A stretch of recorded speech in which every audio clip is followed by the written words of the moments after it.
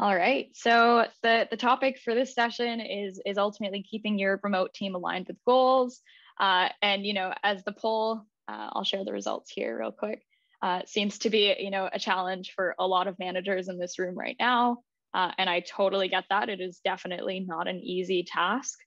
And so a little bit about me. I'm Hiba. I'm currently the senior marketing manager at Hypercontext, and so that's my title in the company I work at, which is running this summit today. A little bit about me. I'm a first-time manager. I've been talking about management for over 2 years, being in the space that Hypercontext is in. But I've only actually started managing people about 1 to 2 months ago, and it's been just a really cool transition. As far as my remote resume goes, I started the transition to remote back in October in 2019. And I absolutely love it. I think that it's an incredible way to work. I think it's really flexible. And, I think the things that you kind of give up end up being worth it for me in the long term. And kind of what I've already said, I've been writing and researching all things leadership for over 2 years now. It's something that is near and dear to my heart. It's something that gets me really excited and out of bed. And also I help build apps that help leaders and their teams, build trust, share ongoing feedback, because that's so important, that communicate better, stay aligned, and, set and hit goals, and obviously continue to be aligned on those goals over time. And so kind of on the agenda today for the talk, first thing we're going to cover is, why goals are so critical to your team's success. And I feel like if you're already part of this session, you understand that. And so the next thing we're going to go into is, just quickly going through some common goal setting frameworks that a lot of teams tend to use. And then a 7-step goal setting process for managers to basically enable your team to not only take ownership of the goals, but also stay aligned, throughout the year versus just that first meeting where, you set the goals, you talk about them, and then forget about them until the end of the quarter. So we'll kind of dive into that first topic. And so ultimately, the importance of goals is they give your team direction. When you don't have goals set, everyone in the company is moving in all sorts of directions, kind of like that picture on the left here, especially when the goals are only isolated to your specific team and don't, ladder up into company-wide goals. It's really easy for all teams to move in every sort of direction. And so when we think about goals, it's also thinking about moving not just your team towards a common goal, but moving, the entire company towards a common goal. And so that's the biggest importance there. When it comes to goals, they give your team focus. So from the lens of a team, goals basically help your team in terms of that direction, define what activities will help you as a team or them as an individual reach those goals and reach them faster. It also makes decision-making so much easier as you go throughout the quarter. Things are going to come up. And so at the end of the day, maybe the goals will stay the same, but maybe the means in which to get to those goals are different. And so when you have goals set, you have a lot more focus. And so when those things come up, you can ultimately just look back and say, will this help us achieve our goal faster? And if not worth our time right now. Goals also give your team accountability. So, you can think about it like, what's everyone's role within the team to reach those goals? And maybe it's tying them to specific metrics that lead up into those goals. Maybe it's tying it to specific activities. And it also just gives your team another way to hold each other accountable for producing great results. And it doesn't necessarily mean if you don't hit those goals that you've completely failed. It just means you have an opportunity to discuss why you didn't hit those goals. Maybe some blockers happened. Maybe a pandemic happened. It gives you that opportunity to kind of talk through these things and hold one another accountable. And then finally, motivation. Nothing is more exciting for a team, I think, at least for me, than when you see progress. And so giving your team the opportunity to just measure their own goals and measure their own personal success and how they've contributed definitely helps with motivating your team. It definitely helps build team morale. And it just gives everyone something to work towards. There's a clear direction. I think that's incredibly important. So I didn't want to go too deep into that because if you're in this session, you already probably are under the understanding that goals are really important to have. So we'll walk through a couple goal frameworks and then kind of focus in on one. And so some common ones that I've seen used or talked about in the leadership space, OKRs is a really big one, SMART goals, probably learned about those in like elementary or middle school. The goal pyramid, big, hairy, audacious goals, one word goal setting, backwards goals, and BSQ, which is an acronym for think big, act small, move quickly. But for the sake of time, I'm really just only going to focus on one. And that's the one I have the most experience working under, which is OKRs. And so, OKRs are ultimately a hassle-free way to manage your remote team and manage their performance and give direction. And it's also just used by a lot of really big, successful companies and also a lot of small, successful companies. So at Hypercontext, we are purely on OKRs across the company, across every team. And so I've just kind of put like a little NASCAR slide here, I guess we can call it, of just some organizations who are quite large, who fall under the OKR framework. And if you're not really sure what OKRs are, they stand for objectives and key results. So I'll kind of dive into what each one means and how to kind of define each now. So when it comes to writing good KRs, which are key results, the objective answers this question where it's, where do I want to go? Oh, I might have swapped. This is for how to write good objectives, not key results, sorry. So you want qualitative goals. You want them to be broad and inspiring. You want them to help achieve a company goal, and you want them to align with, corporate strategy. So you want them to align to the executive goals, to the big org goals. Maybe that's like be the breakout company of the year. What does that mean? It's inspiring versus really tangible. And so kind of moving on into like the objectives is, is it tangible? Is it straightforward? Is it ambitious yet achievable? Is it time bound? These are just all things that we should continue to consider. And then when it kind of comes into the actual key results, and now we're talking about key results, sorry about that. So the key results should answer the question, how do I know I'm there? And ultimately you want this to be a yes or a no. So did we achieve this? Yes. Did we not? No. And if you can't really answer that, you should definitely alter the way that you've kind of written them. And so basically key results are measurable indicators of success of that parent objective. And so if we say like, we're going to be the breakout company of the year, what does that mean when we look at numbers and key results? Does it mean that we've had, 10x growth in terms of, customers that are on the platform? Does it mean, more, maybe let's say vanity metrics? Did we grow our Twitter followers by, 500%? So basically, what does that look like in terms of numbers, quantifiable things that we can measure? It also tells you how much of the objective has been achieved. So, if you, knock off all of your key results, ultimately it means that you completed that objective. And so, again, they must be measured with numbers. If there's no numbers, it's really hard to say, did we do this or not? And another thing to kind of point out is key results aren't necessarily activities. So if we go back to that example where we said, did we increase our followers by 500%? It doesn't necessarily mean that we said we have to tweet every single day, 5 times a day. We have to run a Twitter chat. We have to do X, Y, and Z. Those are all activities and tasks that can help you ultimately achieve that key result. But when we actually put together that goal, let's focus on the actual number that we're hoping to achieve. And the final thing is just, try and simplify it as much as possible. And so aim for, I say 3 to 5 for every objective. The closer to 3, the better. I think if you have so many key results, it ends up getting really diluted. It gets confusing for the team. And so you really want to keep that narrow focus. And then when it comes to, other things to consider as you're writing the key results, is it SMART? So are we falling under SMART goals where it's, SMART or specific, measurable, attainable, relevant, and time bound?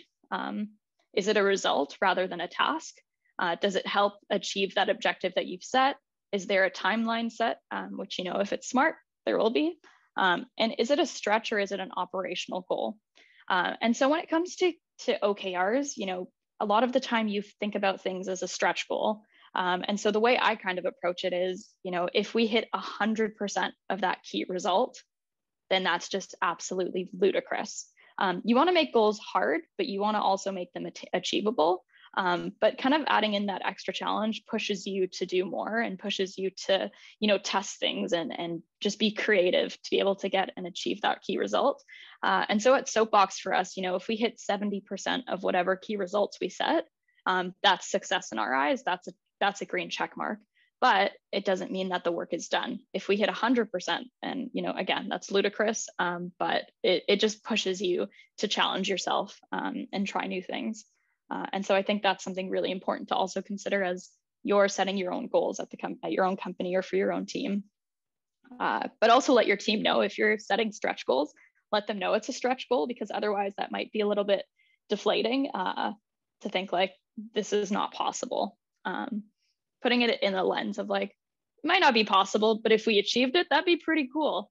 And that's kind of how I approach things myself. Cool. And now we're going to go through a 7-step goal setting process for managers. And so we'll kind of go through there. So this is kind of a process I use in my team. It's a process we use across all teams at Hypercontext. And I think it's a really organized way to do things. It's a really involved way to do things when it comes to involving your team. And so we'll kind of just walk through each step. So step 1 is ultimately just review your last quarter. It could, if you don't work on quarters, review that last time period. And this is more on you as a manager to do. So think about things like what went well and what didn't go so well in that last time period. But for the sake of clarity, I'm just going to use quarters here.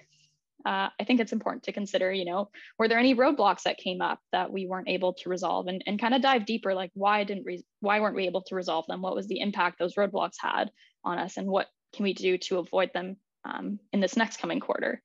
From a team perspective, what were the goals that we couldn't reach, and why didn't we reach them? And this is probably something you should have a conversation with your team about, maybe in the retro post quarter. And then it's also something for you to think about as well, as were the goals that we had set as a team or the goals that you set for your team reasonable? Were they attainable? And if not, then that's another indicator for things that we should alternate in that next coming quarter. And on the flip side, if they were so easy that you achieved them in a month, let's turn up the notch a bit. Step 2 is really understanding org-wide and exec team goals. And so this is kind of going back to making sure everyone in the company is moving in the same direction. And so ultimately, in any company, the board members, the executives, like C-suite, they're going to be the ones who define and validate the strategy for the entire business. And from there, it kind of gets divided into company OKRs, be it annual, quarterly, biannual, whatever cadence you kind of work at. So understanding what that big picture is for your company will help you kind of trickle it down into your team. And again, this is another process to get everyone across the company moving in the same direction. And then step 3 is kind of developing that bigger vision for your team. So you understand what the bigger vision of the company is. Now you have to kind of dial it down into how can my team achieve that goal? How can we get there? And so some questions you can ask yourself is, what goals have you set for your team to help hit company goals? And what's your plan for the next quarter, for the next year, for the next 5 years? At Hypercontext, I've got to get some brain memory rewired a little bit here. But ultimately, at Hypercontext, we really look at things in the next 3 or 6 months. We don't really look that much farther ahead. At least from a department standpoint. I think it's a little bit different for product, but at least for marketing, we have some plans that we talk about that are in the next 6 or 9 months, but for the most part, we look at things on a quarterly basis, and that keeps us pretty agile. And so when it comes to, bigger vision goals, this could be, be the go-to choice for our customers, be the breakout company of the year, be a world-class marketing or sales team, whatever that might be. And so these are all objectives. They're big vision. They ultimately don't mean anything until you kind of add meaning to them. And that comes with those key results that you add in. And then step 4 is just gathering feedback and brainstorming with your direct team. So, you have your big vision, you want to present it to the team. Just run a brainstorming session or add it as part of, your quarterly review with your team and open the floor to ideas. I think this step is so critical and so important because this is the step where you ultimately are able to get not only buy-in from your team, but help foster a sense of ownership. When individuals are able to contribute to the goals, it gives them so much more understanding as to why those goals exist. And I think that's another really important thing when it comes to motivation is having context behind the decisions that are being made, being a part of making those decisions and actually having ownership. So for me, if I set specific goals for my team, I'm going to feel a lot of ownership over the team goals. But beyond that, from those key results that the actual team is setting, they're going to feel a lot more ownership to the ones that they had, a specific hand in putting together. Because it's likely going to be things that excite them. It's likely going to be things that they think will work. And so I think it also adds another, a few more brains to the process in terms of thinking a bit more widely. At least personally, I think really narrowly. And so when I'm able to include others, it helps me think of ideas that I definitely would not have thought of on my own. So I think this is a really important step, regardless of if you go through all 7 steps. This is one that I think personally is non-negotiable and every manager should be doing. And step 5 is, let's say you finally set your goals, the team agrees, everyone's on the same page and they understand. The biggest thing and the best way to actually keep your team aligned throughout, the quarter, throughout the year, is making goals accessible to the team. So I think, making goals accessible means that your team can stay focused. They have a place to go and look. They have a place to go and update progress on those goals. They can stay motivated because if they see progress, that'll get them excited. At least that gets me really excited. And it also gives them an opportunity to track progress continuously. I think where a lot of teams struggle is, you'll set goals and you won't look at them, you won't think about them until the end of the quarter. So ultimately, it was a really great kickoff exercise. But if you don't continue to talk about these goals, to remind the team and yourself that they exist and what you're working towards, then it's really easy to get into the area where you're not very aligned as a team. And so the picture on the right, that's just a piece of the goals feature within Hypercontext. And so that's kind of how our team keeps goals accessible to everyone on the team, both within specific departments, but also org-wide. And then kind of, in the realm of staying aligned and being so annoying about it, is talk about goals every single week. Again, this is non-negotiable, I think, in my opinion. I made this change as a result of my manager making this change about 2 years ago. And so it was incredible because, I think having more opportunities to not only bring up blockers, to bring up successes that we can double down on, and to just talk about progress is incredible. And so, for example, a way to kind of look at it is you just have more chances to correct the ship. If you talk about goals quarterly, you have 4 chances to do that retro, to make changes, or to double down on things that work. If you do it monthly, you have 12 chances. But if you do it weekly, that's 52 chances in a year to correct the ship ultimately. And so, for example, at Hypercontext, this is kind of our frequency. When it comes to the company, we talk about goals every single week. Every Monday, we have our town hall. We go through every single metric that we care about as a company in that quarter, that year, and we just talk about it. And the founders give context into why certain numbers went up, why certain numbers went down. So, for example, a reason why this is so helpful was within the product, we released a new payment modal, and our numbers shot down in terms of conversions. And so imagine if we didn't revert that change for at least 1 month, for at least 3 months. That would have taken a big hit to our overall goals. But because we did that and talked about it every single week, we were able to, refine the page, refine the push that we did, and ultimately bring our numbers back, if not higher. Other goals that we talk about every week, I have one-on-ones weekly. We talk about professional development. goals in those conversations, and sometimes team goals, but more on the individual front, on the strategy side. And then bi-weekly, we talk about marketing team goals. We sit down, we look at the goals we've set, we talk about progress, we talk about blockers, and that's been really helpful for us. And then finally, now that your goal period or your quarter is done, it's time to just run a retro meeting. And this is something to do with the team. So during this time, some things that you can cover, you can definitely cover more, you can cover less, but basically how the team stacked up against the goals that you've set. This is an opportunity to kind of discuss, were the goals too hard or unattainable? Were the goals too easy? Did they make sense when it came up to laddering up to those company-wide goals? Talk about what went well, talk about what didn't go so well, talk about, which I've already mentioned, just whether or not the goals were realistic in the first place. And also if the goal setting framework that you've chosen is effective for the team or not. Was it confusing? And I think that's something that comes up a lot with OKRs, is if they're not implemented correctly, if there's no context shared around OKRs when they're set, it can definitely lead to a lot more confusion than productivity. And so doing that process really well from the start is important.